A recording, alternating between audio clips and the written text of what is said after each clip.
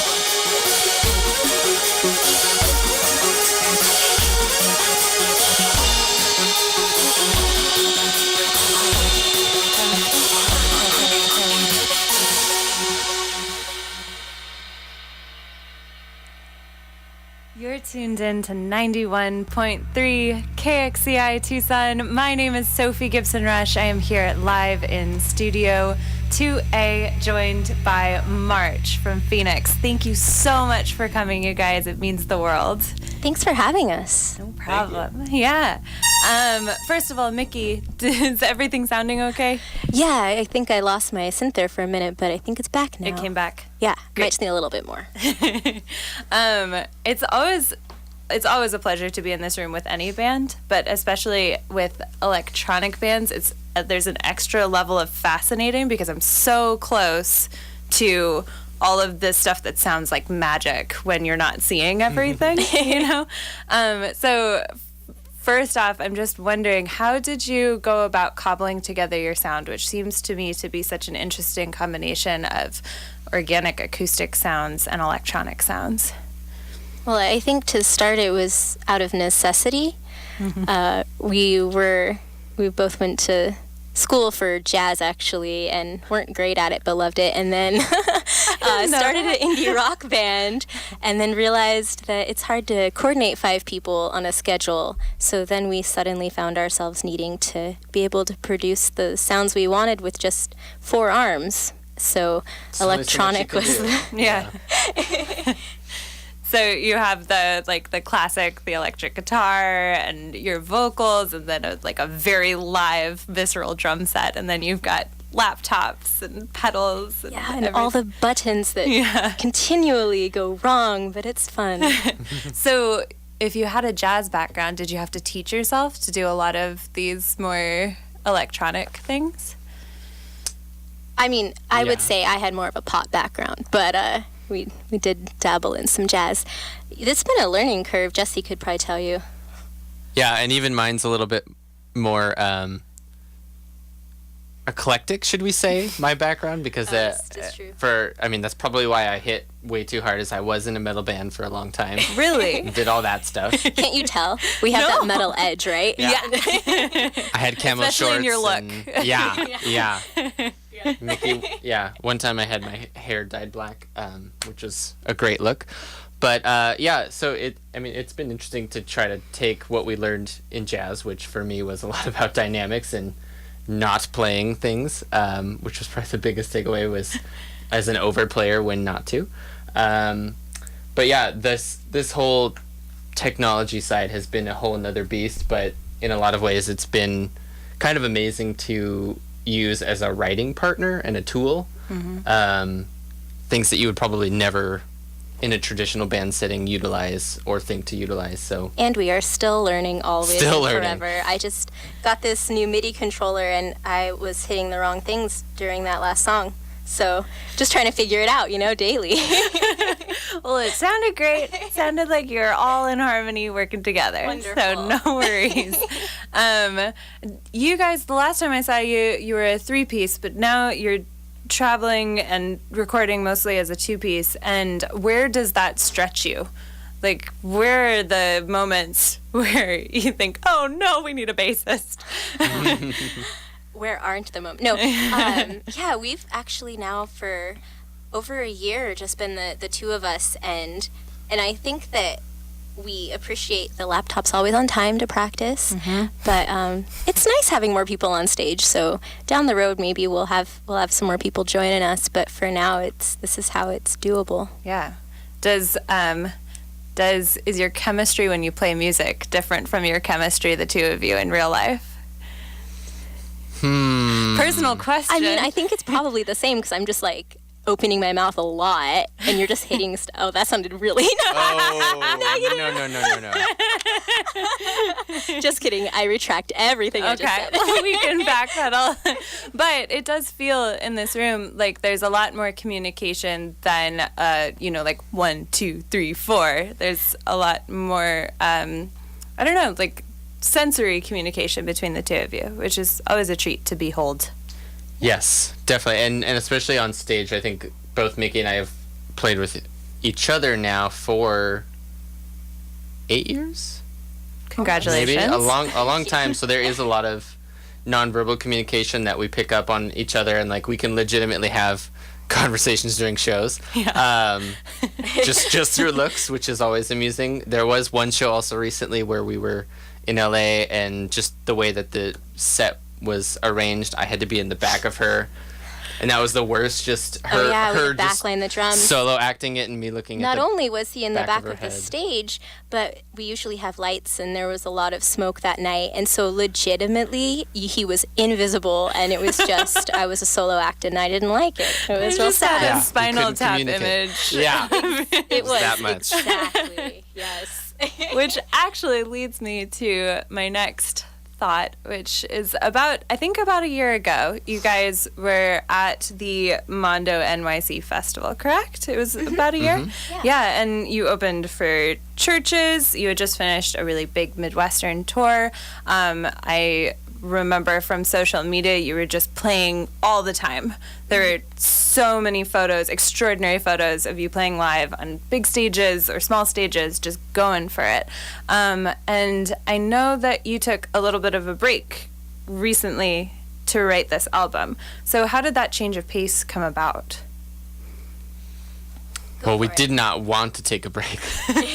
We're the type of people that, I mean, as an indie band, I think most of them will attest to, like, there's a certain amount of just momentum that you want to keep moving, and it's like a flywheel. You got to push it until it can sort of maintain itself in a little bit of a way. But, yeah, we did not want to take a break, but we both kind of, at the end of this spring, we were in... coming back from the West Coast, and we had just done a really long jaunt to get back here because a family member had a health emergency, and we were pretty tired, and had been reflecting on the songs that we had out at the time. We're like, we just have so many more in us that we want to get out, and we set off to make an EP and told ourselves we would cut it down from 12 songs to 5, and we couldn't cut that many. So we ended up with a 10-song full length and just had to embrace it. But yeah.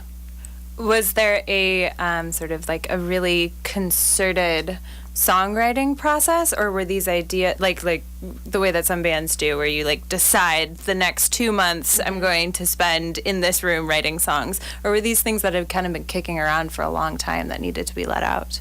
I think it was both. We definitely had some ideas and jammed a little in between runs and had thoughts.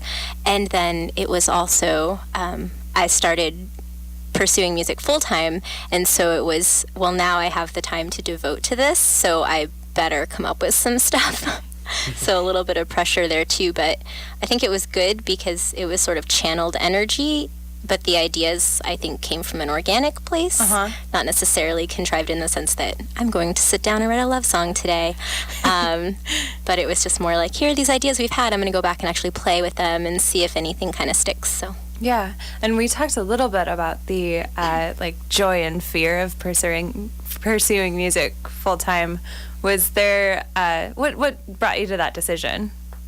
Well, it's always been a goal, and I think in my mind, it was, when the shiny gold record label comes along and picks me up and says, you're signed, now you're a musician, that would be the day. And as it just became more and more apparent that we were sort of making it, quote unquote, but in a very DIY style, kind of lo-fi, I just realized that if possible, I wanted to be able to devote more time to try to make better art and to be more serious. And so we finally got to a place where enough finances were coming in from music that it made sense, like you won't be out on the street and have no food. So to sell your synths. Exactly. Didn't have to barter the synths away. So just decided to take the leap. Yeah, that's wonderful. Congratulations. Thank you. No problem. Do you guys are you ready to hop back into the next set? Let's do it. We've been doing a lot of hopping tonight. We'll do some hopping. This next song is pretty much brand new. So we'll see how it goes. Cool. Yeah.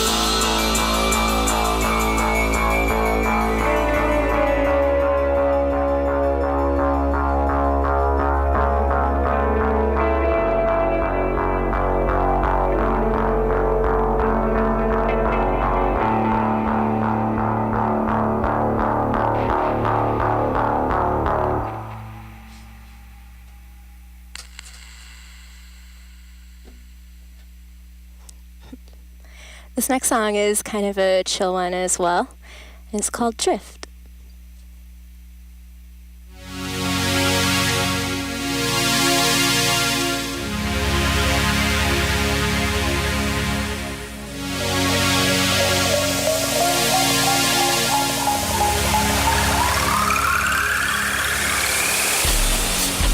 We have nothing of consequence to say to each other, so we say in this coffee shop, chat about the weather.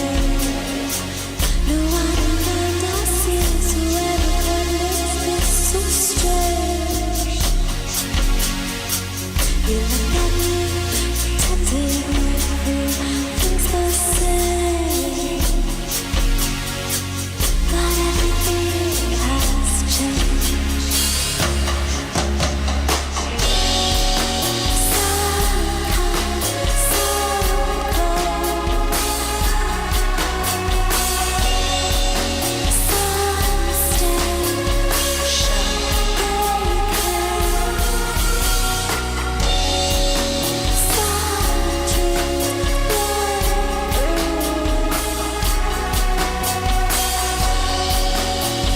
leave our traces.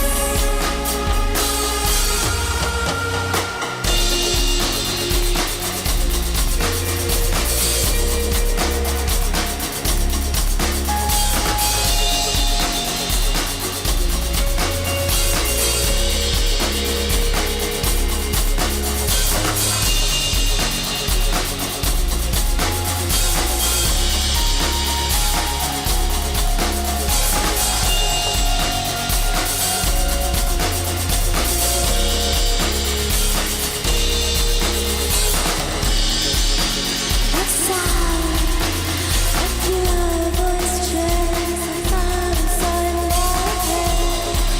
I'm not sure about the last few sentences you said. I start compulsively to serving sugar and tea as you look at me and lie. But nothing has changed. But everything has sun comes, sun goes. Sun stays, shine again.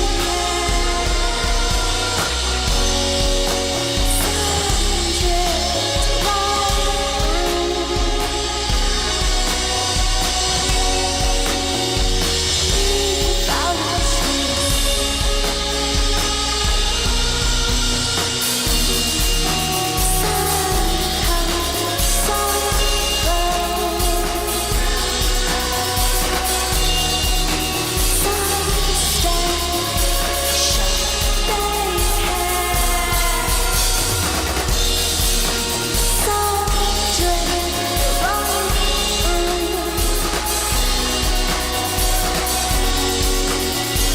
leave our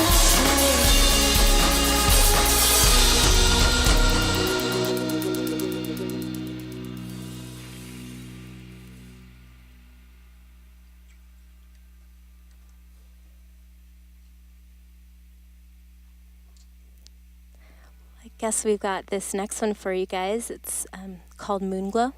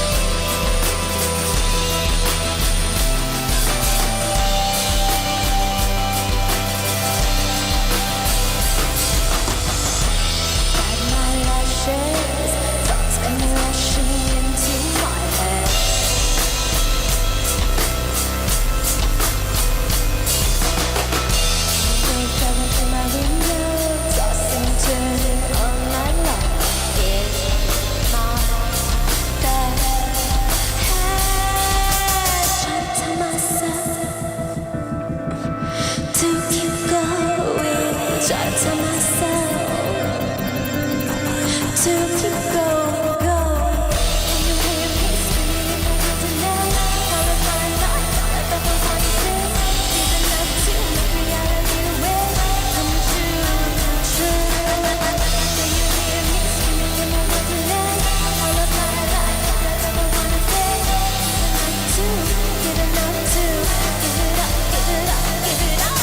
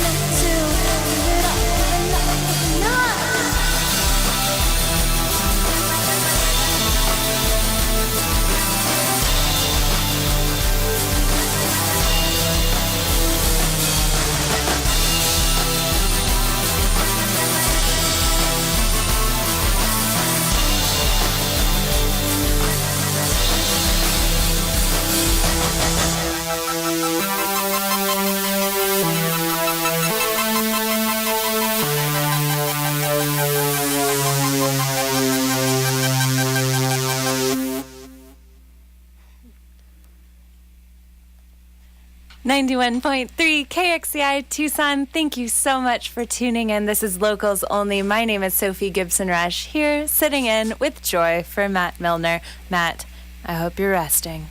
All right, we are joined in Studio 2A by March, all the way from Phoenix. It's hard with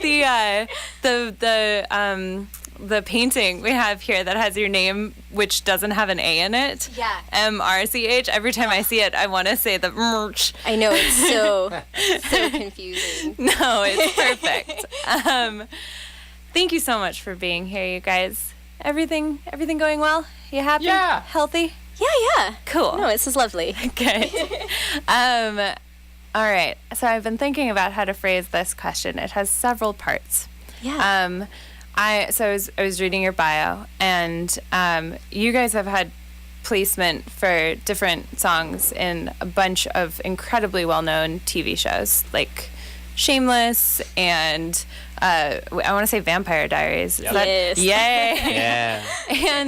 And so your some singles that you've released have gone far. Like, they've had lives of their own.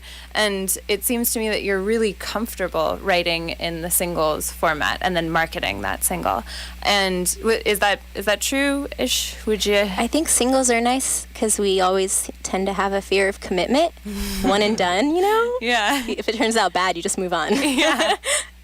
So your first full length, though, is out on October 12th, and it's called, oh gosh, I almost said Reflections. It's not called Reaction. It's cheerful.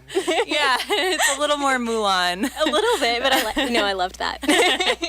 Reactions. Yeah, so the singles are doing great. They're taking off. What made you sit down and write a full length? Well, we had a bunch of ideas, and we actually didn't sit down to do a full length. We intended on doing an EP. Right. And we started writing, and it just sort of began to form into this kind of cohesive thing. Maybe no one else will notice, but to us it became cohesive. Well, I'm curious, though, the Yeah. cohesiveness of it. You Yeah. were saying that earlier you were saying that there's some darkness, and also the title are clues towards that. What's that? Yeah, so we on tour generally when we're playing, because we don't have a lot of recorded music, so something that people have said to us a lot is that it's poppy, but there's this dark sort of edge to everything that we play, which we don't necessarily intend to go for dark. We're not necessarily dark people, but it comes across that way. And so as we were writing, we're like, yeah, it does feel kind of poppy, but I guess it is kind of dark. And we came across this article about Italians Do It Better, that label. They have a bunch of bands like Chromatics and stuff, and one of their bands, Glass Candy, was a critic had written about them and said that their album was like spooking the dance floor. And so we were like, oh yeah, those are great words, that totally can describe it, and we just ripped it off and sort of ran with it. So that was kind of the umbrella theme as we started producing the record. Yeah. As to specific songs, are there any songs that you felt were out of your comfort zone or unusual for you guys as a band? I think we both had specific ones that felt more comfortable to us than the other, which is interesting. Mm-hmm. There was a lot of I would say about half the songs we both were like, exactly, we know the vision and cut and dry. But there were a few where I was definitely in love with it first, or Mickey was in love with it first and had to kind of like bring the other one along, like, Wear the other one down. Trust me, I know where I'm going with this. Come follow me. I think actually one of the songs that was interesting for me to get behind, but now I think is the one that we're gonna try to tease later, which is called Lost Boys, which is Mickey's like inner blood orange Dev Hines producer kind of thing. You're making the standards well, so high right you were listening. You were listening to him a lot, and that kind of just came out. But yeah, there were definitely some give and take, but I think we both ended up loving each 10. Yeah. And one. so did Reactions come before the album, that concept, or did it come after you compiled these songs together? The title? The title, and you were saying that everything is, in one way or another, a reaction to something. Right, yeah. Titles literally are the worst. Yeah. We have the hardest time. Any song, like the one we just played that's Moon Glow, like we've called it Lil G forever, just because we was in the key of G, and we are the worst with titles. And so we were actually completely done with the album and had no title. And our last EP was crazy long, ridiculous title, and so we're like, it should be shorter than that. That was really the our last only. EP? It was I Love You, But You Don't Know What You're Talking About, which is a Wes Anderson reference. Yeah. It's so long, and it's this little EP. So, we're like, let's go for a shorter one. And that was kind of it. And then after sitting down and actually thinking about it, I think that was the hardest part. Mm-hmm. We're like, well, we'll go with this. And is it reactions to things across the board? I mean, we will all find out when we listen to the album, I'm sure. But are they more personal, like current events? Is there a mishmash? Totally a mismatch. I think lyrically speaking, the reactions were to specific seasons, I would say, over the last couple of years. So some friendships that maybe changed direction, or just sort of as you grow up and start to realize more and more how much sadness there is in the world, and trying to cope with that and not let it make you a bitter person. So I think these songs are kind of a mix, because there's some really raw ones, and even the first single we've released is called My Mistake, and it's sort of like that moment right after you have a heartbreak of some kind and you're just like, well, I'm not putting my walls down again. So there are those moments that are more cynical on the album, which I think are necessary because they're true. But then there are also some other songs on there that are kind of like the ray of hope or the light, and that moment where you're like, okay, I think I'll be okay, I can grow from this. So yeah, just reactions. Yeah. Have you performed this music yet? Only a couple songs. Actually exactly two. Wow. And the rest are all brand new. Yeah. So we'll see what happens at our release show. Let's talk about that. First of all, how exciting to bring a totally new batch of songs to people. Are you nervous? How do you feel about it? Yeah, I think we're both a little nervous, but I think we're both really excited to. A lot of this material had been kind of deep down and stuff that we had wanted to play or felt like we were figuring out our sound, as many bands do. And so I think we're excited to see how this goes over and have that human interaction between an audience and ourselves, but I'm excited. Yeah. I feel like most times all our songs are new songs. Yeah. So, awesome. So we'll have that handful of people that would know, but... Yeah. And first of all, what's the date of this show? It's the 14th, correct? The 14th of October. And where? At Valley Bar in Phoenix. In Phoenix. Downtown. Yeah. And what time? Oh, gosh. 8? I think. right? That sounds like showtime. Yeah. Yeah, We have the whole are. night. So. Yeah, we are actually. We're having some friends do like DJ, and then we're having a friend who's sort of an analog synth noise musician. He's going on directly before us, and then we're actually the only band that night because. Not because we're so full of ourselves, hopefully, but because we wanted to make it really special with some really fun light installs and projections, kind of just more of an art experience. Cool. Hopefully to like vibe with each song. So in light of doing that, we're trying to do that as best we can. So that's why we're the only band that night. Wow. Yeah, so did you work with an artist specifically on that, or did you guys create them? DIY. We are DIY, except we are partnering with yes. a professor at ASU who has, he's a computer science-y guy. You can tell I know exactly what I'm talking about. But he patented this MIDI controllable light, which is what we use anyway with Ableton. Yeah, I've seen you do that. Yeah, It's really but cool. He has more bulbs and things, and it's all done wirelessly. So we're working together to coordinate lights throughout the whole venue. So we'll see how that goes. But it should be fun. So we're love not that. totally DIY. Yeah, that's so cool. Where did that idea come from? We wanted to rip off people like Purity Ring and churches and have about negative 20th the budget. So that's a number, I think. Negative 20. Like real low. Yeah. So that was the idea. What can we do to make it special? Right. And we should point out that the noise artist before us, the electronic musician, is from Tucson. He's an OG Tucsonian. He's a Tucson native who lives up there. So we should give him a shout out, Hexmaro. Tyler Griffin, Hexmaro. Yeah. Cool. He's amazing. So Yeah, that's fantastic. What can people, in not just this show, but any March show, what can people kind of expect to see? Like, what do you try to bring to a live performance? Well, unlike tonight, usually we try, or at least I guess you don't really move away from the drums. I try to move around as much as possible and make it look like there's more people on stage and more going on than there is. There's just two of us. yeah.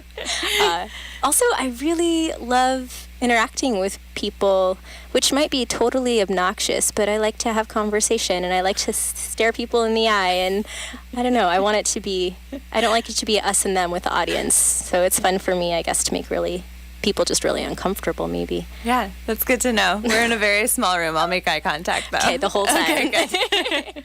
And then the album itself is out on the 12th. Where can people find it to download or purchase? Everywhere. Everywhere. It's available for pre-order on iTunes right now, Bandcamp, Amazon Music, I think. Obviously, you could stream it on Spotify when it comes out on the 12th, and Apple Music, and everywhere else. There are so many streaming Online, you should say. platforms. Yes. Physically, they'll be in a few stores. Yeah, a few local stores. Zia. And if you come to the release show, you'll get a copy. And are you With the releasing CDs, vinyl? CDs right now, because we didn't have time to press vinyl. But we do hope to do vinyl soon and maybe have some bonus tracks. So cool. Oh, Yeah. real quick. So we're going to play one more song, correct? Live. We have two if you Two- want them. That's great. Yes, we want to. And then we're going to pop back to the studio to play one or two, depending on what we have time for, recorded tracks. But one of them is Lost Boys, and just really fast. That's kind of special that people are going to hear that tonight. Why? Lost Boys is one of the songs that I had to talk Jesse into, so it's special. No, it's I guess a deep cut. It's not it's kind of a wonky little song, but it's real near and dear to my heart. So I'm super stoked to share it. It kind of is a double entendre. I think that's the way I should say that. Lost Boys. At first, I set out to write something that sounded just really weird, and I was kind of thinking like that 1980s cheesy vampire movie that's amazing. Right. And then as I started writing it, I got all whimsical, and I was like, well, maybe this is more like fairy tale. And then it was kind of just like a coming-of-age song. So Cool. And this is basically the first time that the public will get to hear it. literally the first time. The first time. The first time. The All right. first. Well, we're honored. March, thank you so much for coming to join us in Studio 2A and in our city. It means a whole lot.